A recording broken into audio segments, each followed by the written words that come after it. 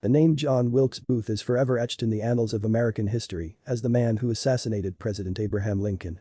But who was this man and what led him to commit such a heinous act? John Wilkes Booth was born on May 10, 1838, in Bel Air, Maryland. He was the ninth of 10 children born to Junius Brutus Booth, a famous Shakespearean actor, and his wife Mary Ann Holmes.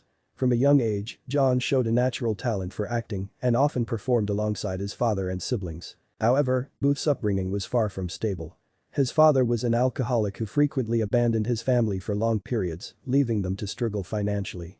As a result, Booth had a tumultuous relationship with his father, and their arguments often turned violent. Despite his family's financial struggles, Booth was able to attend private schools in Maryland and Pennsylvania. He also briefly attended St. Timothy's Military Academy in Maryland but was expelled for bad behavior. Booth's acting career took off in the 1850s when he began performing in theaters across the country. He quickly gained a reputation as a talented and charismatic actor, but he also had a reputation for being hot-headed and impulsive. As the country became increasingly divided over the issue of slavery, Booth became a passionate supporter of the Confederacy.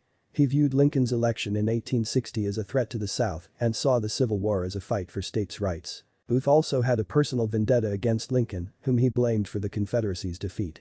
In 1864, Booth hatched a plot to kidnap Lincoln and hold him for ransom, hoping to force the Union to release Confederate prisoners of war. The kidnapping attempt failed, but Booth's hatred for Lincoln only grew. On April 14, 1865, Booth's hatred for Lincoln reached a boiling point.